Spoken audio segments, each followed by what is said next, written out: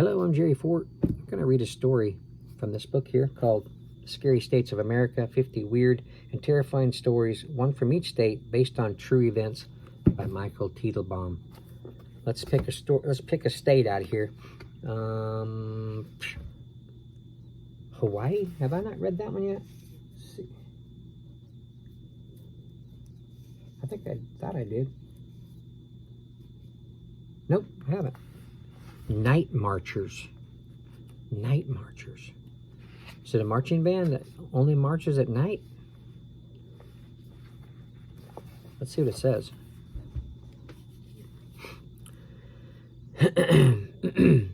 The volcanic cliffs of Hawaii are home to a lot of local legends, but sometimes, as I've discovered firsthand, legends can turn out to be true.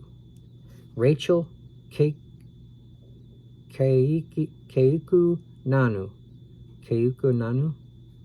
a 14-year-old girl who lives in Oahu, sent me an email after her terrifying experience. Subject: Night Marchers. Hi, Jason. I know you collect strange stories, and that's why I had to tell you my own. The legend of the Night Marchers is known all over Hawaii. Adults like to use it to scare little kids and freak out the tourists. I have to tell you, though, that the Night Marchers are for real. I hope you believe me. Here's what happened. Every kid who grows up in Hawaii knows about the Night Marchers. Long ago, their leader, King Kamehameha,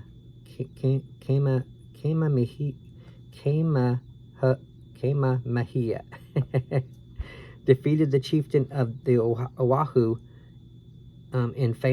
in the famous battle of the Nuanu Pali. Nuanu Pali is a high volcanically formed cliff. It's said that the king and his warriors threw their enemies off the cliff at Pali Lookout, sending them to a bloody death on the jagged rocks below. As some sort of karmic revenge, the Night Marchers were condemned to walk the earth forever. Every night, they march along the cliffs of Oahu, banging their drums as if heading into battle. Oh, please, I always said, okay, wait a minute. It's sarcastic. Oh, please. I always said, my friends and I laughed about the Night Marchers and really never gave the story much thought. A week after my next-door neighbor and best friend, Laika, got her driver's license, our moms let us drive to the mall alone. They made us promise that we would head home before it got dark. Well, of course, we ended up talking to these guys from Lika's class, and before we knew it, we were late for dinner. My mom is going to kick my butt, Lika said as we ran to the car and tore out of the mall parking lot. It was almost dark, and a thick fog was drifting in from the ocean. Should you call your mom and let her know we're on our way? I asked. No way. You think I want her screaming at me? I'll just deal with her when I get home. You can call your mom, though, Lika said. She won't freak out like my mom will. I pulled out my phone, but the battery was dead. I forgot to charge it again. Let me use yours, I said, reaching into the back seat for Lika's purse. Rachel, let's just chill. We'll make it home on time once we lose this fog. It'll lighten up as we drive inland, Lika assured me, turning the radio up and dancing in her seat to the music. But the fog didn't lift. On Highway 61, it was as thick as pea soup. Suddenly, there was a loud boom, and the car swerved violently to the right. Oh my God, what's wrong with the car? I screamed. We blew a tire, Lika cried as she struggled to hold the wheel steady. We can't stop in the middle of the road in this fog. Someone might plow into us. Up ahead, I barely made out the sign for Nuanu Pali Lookout. Can you make it to Nuanu Pali? We can pull off there, I said, pointing to the exit. A minute later, Lika managed to park the car at the edge of the deserted parking lot. The fog had let up just enough to reveal the outlines of the valley below. I'm calling home. There's no way I'm trying to change a tire. Lika grabbed her purse and started digging through it. Where the heck is my phone? Probably on your dresser again, I sighed. I have no battery, and you have no phone. We better head toward 61 and see if we can flag someone down. We can't go in this fog. We'll get ran over. Let's just sit on the hood and wait it out, Licka said. Trying not to think about how much trouble we'd be in, we sat on the hood of the car and attempted to make out the dried lava landscape before us. It seemed even more unearthly than usual. I'll never be allowed to drive again, Licka moaned. Why didn't I leave on time? Why didn't I remember to take my stupid phone? Why is there so much damn fog tonight? She dropped her head in her hands and whimpered. Then I heard a noise in the distance. Shut up, I whispered. Did you hear that? No, Licka said, raising her eyes. But you just want me to stop complaining. I get it. I'll shut up now. I'm not kidding, I said. Just be quiet for a sec. Licka and I sat perfectly still. The faint sound, a crunching noise, grew louder. What is that? Licka asked. Sounds like footsteps, I whispered. A lot of them. The snapping and crunching of dried lava under the tread of what sounded like hundreds of feet marching in unison became louder by the second. The fog grew thicker as the sound grew nearer and nearer. Oh my God, Licka. We're at Noanu Pali. Is it the night marchers?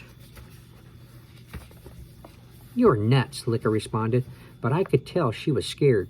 My heart felt like it was in my throat. Boom, boom, boom. What's that? Licka shrieked, scrambling to her feet. A sharp chill shot down the back of my neck, and my hands grew cold, despite the warm breeze. The drums, I whispered. Hardly believing my own words, the night marchers always announced their arrival by pounding war drums. Boom, boom, boom. Again they sounded. Boom, boom, boom. Closer and closer. The pounding of the drums fell into a perfect rhythm with the crunch of bony skeleton feet on the brittle lava. The sounds grew louder. The fog swirled into a thick haze. I could barely see my hand in front of my face. The night marchers were coming toward us. Here on Pali Lookout, where they had tossed the bodies of their enemies to a horrible twisted bone shattering death below. I fought the panic welling up inside me. Licka and I were paralyzed by fear. I had to do something. Before I knew I was even moving, I had jumped off the hood of the car. I heard Licka do the same and crouched beside me. I took a deep breath. Don't run, I whispered. We'll lose each other in the fog. Boom, boom, boom. Louder now, closer, so very close. That's when I saw the torches. Hundreds of dim, ghostly lights flickered through the fog, approaching quickly. The legend was all coming true. The footsteps, the drums, and the torches, the same story I'd heard as a kid. But now, let's get back into the car until they pass, I whispered to Licka.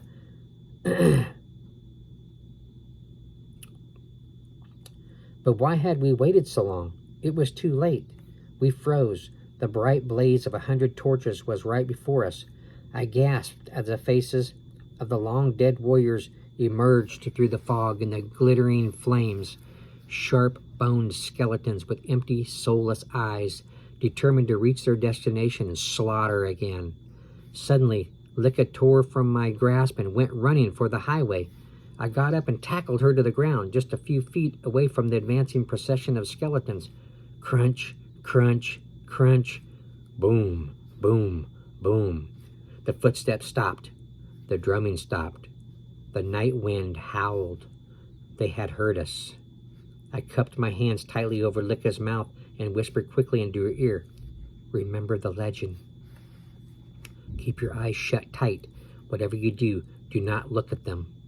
That sounds like Raiders of the Lost Ark, doesn't it? If you make eye contact with the night marcher, he will steal your soul and you'll die. Now play dead. It's our only chance. I let my body fall limp next to Licka's. A single pair of feet scratched its way toward us. Lava dust filled my nose. Don't sneeze, don't sneeze, don't sneeze. I squeezed my eyes shut and kept my body completely motionless. I heard the spirit warrior's body creak. Then I heard a low hiss as he exhaled, and the stench of death nearly overwhelmed me. He must be kneeling down, I thought. Don't move, Licka, please. I heard his scraping sound and felt Licka's body being pulled away from mine. Even with my eyes closed, I knew that the night marcher was rolling her over, checking to see if she was alive. I smelled the musty burning of his torch, which he must have held over us to get a better look. The night marcher waited. I heard his sickly hiss again, smelled his hot, putrid breath. Minute after tortured minute, the dead thing poked and shook Licka. Then, after an eternity, I heard the skeleton's creaky, ghostly bones as he stood up and crunched his way back to the rest of his troops. Crunch, crunch, crunch, boom, boom, boom. The marching and drumming resumed. I remained perfectly still, afraid to speak, reluctant to breathe. I listened as the army of death marched further along, the sound of their footsteps becoming faint, and then vanishing into the misty night. Licka, are you okay? I asked, opening my eyes and getting to my feet.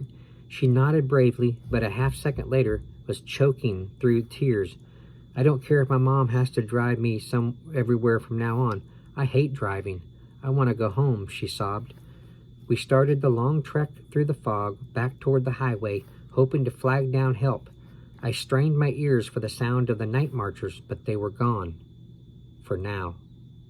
Needless to say, I've never gone back to Nuanu Pali, but on really still nights, the sound of drums in the distance can keep me awake in fear for hours. Thanks for reading, Jason. Be careful out there. Rachel. That'd be a trip, wouldn't it? You're laying perfectly still, hoping that the legend, if you pretend like you're dead, or, and you just stay motionless and quiet, you hope that's the truth.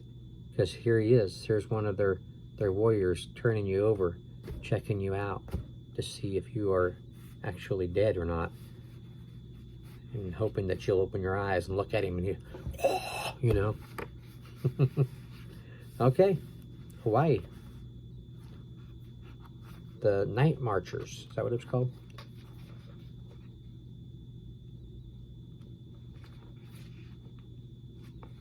Night Marchers. Okay. If you're into these kind of books, you like paranormal type stuff, you collect paranormal books and paraphernalia and all that kind of stuff, buy you one of these books. Pretty interesting. Michael Teitelbaum and the authors, they always appreciate you purchasing their stuff. It helps them out. Thank you for watching. I appreciate that. And we'll see you on the next one. Bye.